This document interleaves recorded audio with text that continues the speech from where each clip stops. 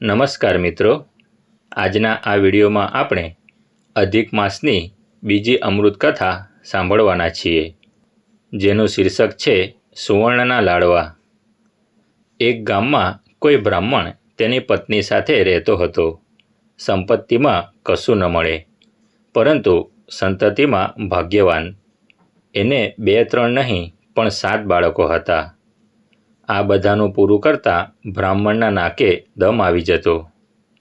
ભિક્ષાવૃત્તિમાં મળીને કેટલું મળે, પણ બ્રાહ્મણી ચતુર હતી, એટલે કરકસર કરીને ઘરનું ગાળું ગબડાવતી હતી.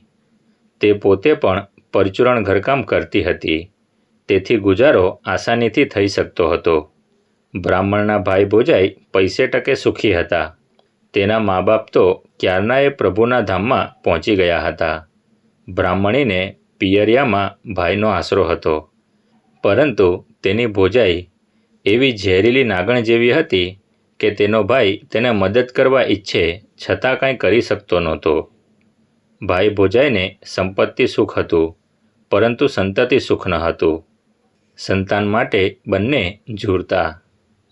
ભોજાઈના મનમાં થયું કે હવે અધિક માસ આવે ત્યારે પુરુષોત્તમ ભગવાનની ભક્તિ કરું તો તે જરૂર પ્રસન્ન થશે અને પોતાના ઘરમાં પારણું ઝૂલતું થશે. સમય જતાં પુરુષોત્તમ માસ આવ્યો અને બ્રાહ્મણીની ભોજાઈ પુત્રફળની આશા રાખીને નદીએ જઈને નાહવા લાગી, વ્રત કરવા લાગી, કથા વાર્તા સાંભળવા લાગી. પુત્ર મેળવવા તે પુરુષોત્તમ ભગવાનને ભજતી હતી અને બ્રાહ્મણી પોતાનું દારિદ્ર્ય દૂર કરવા માટે વ્રત ધર્મ કરતી હતી.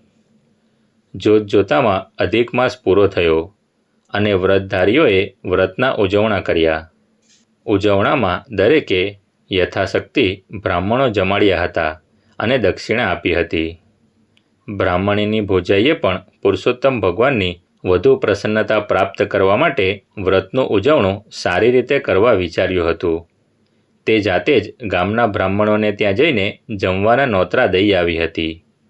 તેની નણંદ બ્રાહ્મણીને ત્યાં પણ નોતરું દેવા ગઈ ને આંગણામાં ઊભી રહી કહેવા લાગી, ઘરમાં આવતી નથી, આજે ઉજવણું માંડ્યું છે, જમણવારમાં તમે બધાએ આવજો. 7 છૈયા, 8મા ભૈયા અને 9મા તમે બાઈ. ફરી હું કહેવા આવીશ ત્યારે જમવા આવજો. આ તો તમને મારે ત્યાંના જમણવારની ખબર આપી. નોતરું દેવાની આ રીત બ્રાહ્મણીને કઢંગી લાગી. તેમાં વિનય નહોતો, કટુતા હતી. ભોજાઈએ પૈસાના અભિમાનમાં આવું કહ્યું હતું. તેણે તેને ત્યાં જમવા જવાનો વિચાર માંડી વાળ્યો, પરંતુ તેના 7 છોકરાઓ જમવા જવા તૈયાર થઈ ગયા. મામાને ત્યાં લાડવા જમવાના હોય તો ભાણિયાને આનંદ હોય તે દેખીતું છે. સાંજના 6 વાગ્યે બ્રાહ્મણીની ભોજાઈને ત્યાં જમણવાર હતો, પરંતુ 5 વાગ્યામાં જ બ્રાહ્મણીઓ રેશમી વસ્ત્રો પહેરીને ત્યાં જવા માંડ્યા. સાથે છોકરાઓ પણ હતા. બધાને મિષ્ટાન્ન જમવાનો હરખ હતો. એ જોઈ બ્રાહ્મણીના 7 છોકરાઓ જમવા જવાની ઉતાવળ કરવા લાગ્યા તો બ્રાહ્મણીએ કહ્યું, આપણે તો ઘરના કહેવાઈએ, બધાથી છેલ્લું જમવાનું, અને તે પણ તમારા મામા કે મામી આપણને તેડવા આવે ત્યારે જવાનું. છોકરાઓ માનું કહેવું માની રમવા જતા રહ્યા. બ્રાહ્મણીએ તેમને આશ્વાસન આપ્યું હતું, બાકી તે જાણતી હતી કે અભિમાનની ભરેલી ભોજાઈ જમવા તેડવા આવવાની નથી. જમણવાર પતી ગયો, પરંતુ બ્રાહ્મણીને ઘેર તેના ભાઈ કે ભોજાઈ કોઈ તેડવા આવ્યા નહીં, એટલે તે બધા ભૂખ્યા રહ્યા. જમવા જવાની આશાએ બ્રાહ્મણીએ રાંધ્યું નહોતું. બિચારા છોકરાઓ લાડવાનો વલોપાત કરતાં કરતાં આખરે ભૂખ્યા પેટે સૂઈ ગયા. રાત પડી એટલે બ્રાહ્મણી પોતાના ઘેરથી નીકળી તેના ભાઈના ઘરના પાછળના ભાગમાં ગઈ, જ્યાં જમણવારના એંઠવાડ સાથેના પતરાળા પડેલા હતા. ઘણા પતરાળાઓમાં લાડવાના ટુકડાઓ પડેલા હતા. બ્રાહ્મણીએ થોડાક પતરાળા લઈને સાડલામાં બાંધી દીધા ને ઝડપથી પોતાને ઘેર આવી. તેણે પતરાળામાંથી લાડવાના ટુકડા કાઢીને એક થાળીમાં રાખ્યા ને ભૂકો કરીને ફરીથી તેના લાડવા વાળી દીધા. પૂરા 7 લાડવા થયા. પછી પેલા પતરાળા પાછળ વાડામાં જ્યાં ઘાસ પડ્યું હતું ત્યાં નાખી આવી. તેના ઉપર ઘાસ પાથરી દીધું, એટલે કોઈને ખબર પડે નહીં કે ત્યાં એંઠવાડના પતરાળા પડ્યા છે. પછી પેલી લાડવાવાળી થાળી ઉપર બીજી થાળી ઢાંકી તેણે સિક્કામાં મૂકી દીધી. પછી તે પુરુષોત્તમ ભગવાનનું સ્મરણ કરતી સૂઈ ગઈ. તેની પ્રાર્થના પરમ કૃપાળુ પુરુષોત્તમ ભગવાને તરત જ સાંભળી. સવારે બ્રાહ્મણી જ્યારે પેલા એંઠા પતરાળા ઉકરડે નાખ્યા હોવા તેને લેવા ગઈ તો તે પતરાળા બધા સોનાના બની ગયા હતા. તેણે બધા પતરાળા લઈ જઈ પોતાના પતિને બતાવ્યા તો બ્રાહ્મણ સમજી ગયો કે આ પુરુષોત્તમ વ્રતનું ફળ છે. તેણે બ્રાહ્મણીને કહ્યું, તું શુદ્ધ ભાવથી યથાશક્તિ વિધિથી પુરુષોત્તમ વ્રત કરે છે, કાંઠાગોળનું પૂજન કરે છે, વ્રત કથા સાંભળે છે, તેનું આ ફળ છે. બ્રાહ્મણી બોલી, નાથ, તમારું કહેવું ખરું છે, તો પણ આ પતરાળા મારા ભાઈના છે એટલે તેના પર તેનો અધિકાર છે. ભલે તેણે આજ દિન સુધી મને કંઈ આપ્યું નથી, પરંતુ મારે તો તેના નિમિત્તનું તેને આપવું જ પડે. હું આ બધા પતરાળા મારા ભાઈને આપી આવું છું. આપણને એવું અણહકનું ના ખપે. બ્રાહ્મણે કહ્યું, ભલે આપણે ગરીબ રહ્યા, પરંતુ હજુ સુધી હરામનો માલ લેવાની દાનત રાખી નથી. પ્રભુ આપણને 2 ટંક લુખું પાખું ખાવા આપે એટલું જ બસ છે. જા, જઈને આપી આવ. બ્રાહ્મણી પતરાળા લીધા વગર ભાઈને વધામણી આપવા ગઈ. ભાઈ અને ભોજાઈ હિંચકા પર બેઠા હતા. બ્રાહ્મણી કંઈ કહે તે પહેલાં જ તેની ભોજાઈ બોલી ઉઠી, નણંદબા, કાલે તમે છોકરાના લશ્કર સાથે જમી ગયા તો છો. તમે વધેલા લાડવા લેવા આવ્યા છો, પણ કંઈ વધ્યું નથી. તમારા ભાઈનું ઘર છે, બધું જોઈ લો. આ સાંભળી બ્રાહ્મણી દગાઈ ગઈ. તેણે ભાઈને કહ્યું, ભાઈ, અમે જો જમવા આવ્યા હોઈએ તો તમને મળ્યા વગર જઈએ ખરા? અમારા ઘરમાંથી કોઈ જમવા આવ્યું નથી. અમે તો ઘેર પણ રાંધ્યું નહોતું. બધા ભૂખ્યા સૂઈ રહ્યા હતા. કોઈ તેડવા આવ્યું નહીં એટલે અમે જમવા આવ્યા નહીં. શું થાય, ભાણેજિયાના નસીબમાં મામાના ઘરનું ખાવાનું લખ્યું નહીં હોય. હું ખાસ એક વાત કહેવા આવી છું. તમારા ભાણેજિયાઓએ આખો દિવસ લાડવાનું રટણ કર્યું અને ભૂખ્યા પેટે લાડવા કરતાં સૂઈ ગયા. મેં વિચાર કર્યો કે એંઠવાડના પતરાળામાં વધેલા લાડવાના કટકા પડ્યા હશે તો થોડાક પતરાળામાં લઈ આવું ને તેમના વધેલા લાડવાનો ભૂકો ભેગો કરીને તેના ફરીથી લાડવાવાળી ઢાંકી રાખીશ ને સવારે છોકરાઓને એ લાડવા ખાવા આપીશ. એમ વિચારી હું થોડાક પતરાળા તમારા ઘરની પછવાડેથી ઘેર લઈ ગઈ અને તેમાંથી વધેલા લાડવાના કટકા ભેગા કરી તેના ફરી લાડવાવાળી સિક્કામાં રાખી મૂક્યા અને પતરાળા વાડામાં ઘાસ નીચે નાખી દીધા. સવારે ઉઠીને તે એંઠા પતરાળા ઉકરડે નાખવાનો વિચાર કરી પતરાળા લેવા ગઈ તો સોનાના બની ગયા હતા. તે પતરાળા તમારા હતા એટલે તેના પર અધિકાર તમારો છે. હું ગરીબ છું ને ટંક ખાવાના વાખા છે, પરંતુ અણહકની વસ્તુ મારે ન જોઈએ. ભોજાઈ આ વખતે પડોશમાં કંઈ કામે ગઈ હતી. ભાઈના માન્યામાં આ વાત આવતી નહોતી, તેથી તે ખાતરી કરવા બહેન સાથે તેના ઘરે ગયો. બહેને તેના આગળ સોનાના પતરાળાનો ઢગલો કર્યો. ભાઈએ બહેનને કહ્યું, બહેન, આ બધું તારા ધર્મનું, તારા વ્રતનું ફળ છે, એટલે એના ઉપર તારો હક છે. તારા ઉપર પુરુષોત્તમ ભગવાન પ્રસન્ન થયા છે અને તારું દારિદ્ર્ય ટાળ્યું છે. તારા વ્રતનું ફળ મારાથી ન લેવાય. મને ભગવાને બહુ આપ્યું છે.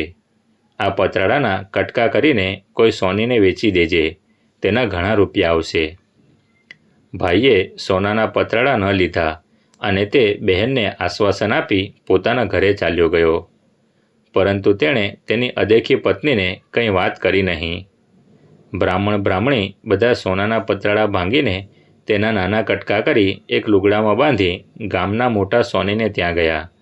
સોનાના પતરાનો કસ કાઢી તોલ કાઢીને તેની કિંમત થતાં 3000 રૂપિયા સોનીએ બ્રાહ્મણીને ગણી આપ્યા. તેઓ કોઈ દિવસ ન દેખેલા આટલા બધા રૂપિયા લઈને હરખભેર પોતાના ઘેર આવ્યા. સૌપ્રથમ તેમણે ઘર સુધરાવ્યું, જરૂરી વાસણો લઈ આવ્યા, પાટલા, બાજટ, ગાડલા ગોદડા કરાવડાવ્યા અને દરેક પ્રકારના અનાજથી કોઠીઓ ભરી લીધી. આ સાથે જમણવાર માટેની સામગ્રી પણ તેમણે લાવીને જુદી રાખી હતી. રસોઈ બનાવવા માટે રસોઈયા પણ નક્કી કરી રાખ્યા. પછી બ્રાહ્મણી નવા સુંદર કપડાં પહેરીને ગામના બ્રાહ્મણોને ત્યાં આવતીકાલે સાંજે જમણવારના નોતરા દેવા ગયા. બધાય વિચારમાં પડી ગયા કે આ નિર્ધન બ્રાહ્મણ એકાએક ક્યાંથી ધનવાન થઈ ગયો કે આવડો મોટો જમણવાર કરવા તૈયાર થયો. આ વાત બ્રાહ્મણીની અભિમાની ભોજાઈના કાને ગઈ તો તે ચોંકી ગઈ. તેણે તેના પતિને વાત કરી તો તેના પતિએ કહ્યું, ભગવાનની લીલાનો પાર કોણ પામ્યું છે? ભગવાન રીજે તો રંકને રાય બનાવી દે અને ખીજે તો રાજાને ભિખારી બનાવી દે.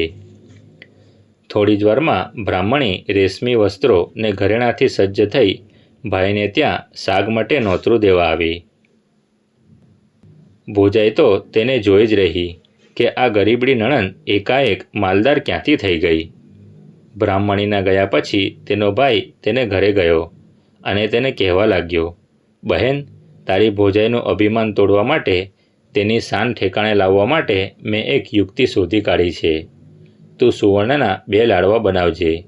જ્યારે રસોઈ પીરસાય ત્યારે તારી ભોજાઈના પતરાળામાં 2 સુવર્ણના લાડવા પીરસાવજે. આમ કહી તેણે બહેનને બધી સમજણ પાડી અને પોતાને ઘેર ચાલ્યો આવ્યો. બીજે દિવસે બ્રાહ્મણીને ત્યાં જમણવાર શરૂ થયો. બધા બેઠા એટલે બ્રાહ્મણીના છોકરાઓ કમંડળ લઈને દાળ શાક પીરસી ગયા, ભજીયા પીરસી ગયા. પછી બ્રાહ્મણીનો મોટો છોકરો એક કથરોતમાં ઘીથી લચપચતા લાડવા ભરીને પીરસવા નીકળી પડ્યો. કથરોતમાં 2 લાડવા સોનાના પણ હતા. તેણે બધાય પતરાળામાં લાડવા પીરસી દીધા અને મામીના પતરાળામાં પેલા 2 સુવર્ણના લાડવા પીરસ્યા.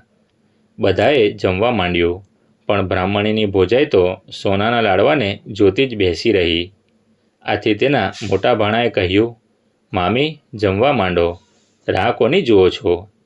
આજે દાળ શાક તો એવા સ્વાદિષ્ટ બનાવ્યા છે કે મોંમાં સ્વાદ રહી જશે. મામી કહે, ભાણાભાઈ, આ સોનાના લાડવા ખવડાવી મારા દાંત ભાંગી નાખવા છે કે શું? મામી ઉપર એટલું બધું હેત ઉભરાઈ આવ્યું કે સોનાના લાડવા જમવા આપ્યા.